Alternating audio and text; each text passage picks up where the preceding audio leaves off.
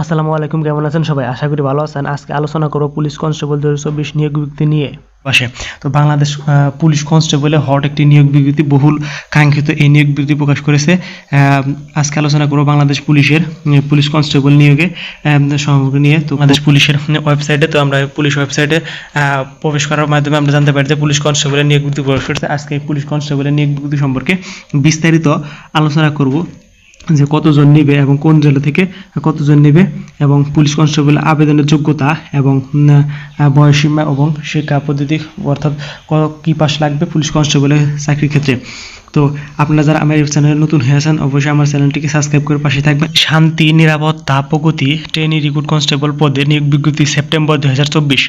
সেবার ভর্তি চাকরি অনলাইনে আবেদন শুরু হচ্ছে 1 অক্টোবর 2024 এবং শেষ হচ্ছে 15 অক্টোবর 2024।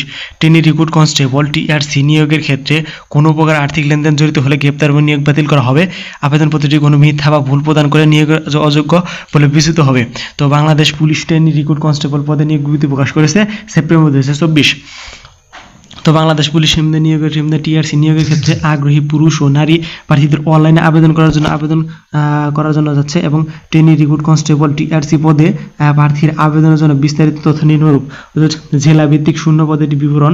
ট্রেনি রিক্রুট কনস্টেবল পদে বিভিন্ন নিয়োগের ক্ষেত্রে জেলা ভিত্তিক শূন্য পদের বিবরণ বাংলাদেশের ওয়েবসাইটে আপলোড করা হয়েছে, আপনারা দেখে নেবেন। তো তারপরে আবেদনে প্রার্থীর বয়সসীমা হতে হবে, বয়সসীমা হতে 18 থেকে 20, অর্থাৎ আপনারা এই তারিখে 18 থেকে 20 হবে।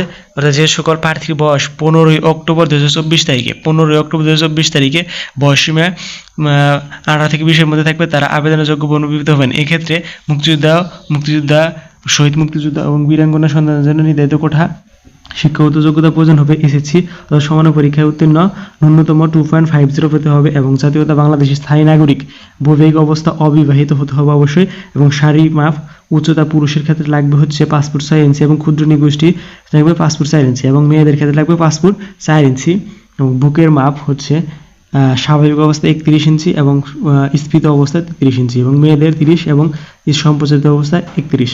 ওজন লাগবে হচ্ছে বয়স উচ্চতার ওজন অনুযায়ী পরিমাপ হতে হবে, দৃষ্টিযোগ্য 6/6 হতে হবে ছেলে মেয়ে উভয়ের ক্ষেত্রে।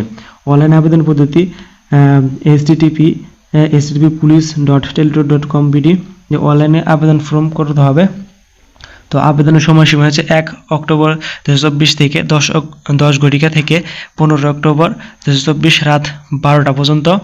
তো আবেদনের সময় ছবি প্রয়োজন হবে হচ্ছে ছবি হচ্ছে 300x300 পিক্সেল এবং স্বাক্ষর হচ্ছে 300x80 পিক্সেল। অনলাইনে ব্যতীত কোনো আবেদন সাবমিট করা হবে না, তো অনলাইনে আবেদন করবেন। তো আবেদনের ধাপ রয়েছে এখানে। আবেদনের ক্ষেত্রে 2টি ধাপ রয়েছে। প্রথম হচ্ছে SMS পদ্ধতি, অনলাইন আবেদন পদ্ধতি, পরে দ্বিতীয় ধাপ হচ্ছে ইউজার আইডি কমপক্ষে 40 টাকা টেলিটকের দ্বিতীয়টি মেসেজ সেন্ড করতে হবে। তো নির্বাচন পদ্ধতি, প্রথমে প্রিলিমিনারি স্ক্রিনিং করা হবে, আপনারা সকলে জানেন, এবং তারপরে শারীরিক মাপ, কাগজ বাছা এবং ফিজিক্যাল এন্ডুরেন্স টেস্ট। 3 নম্বরে রয়েছে লিখিত পরীক্ষা। তারপর রয়েছে মনস্তাত্ত্বিক বা মৌখিক পরীক্ষা এবং প্রাথমিক বিবেচনা, এবং পরবর্তীতে 6 নম্বর রয়েছে স্বাস্থ্য পরীক্ষা এবং পুলিশ ভেরিফিকেশন।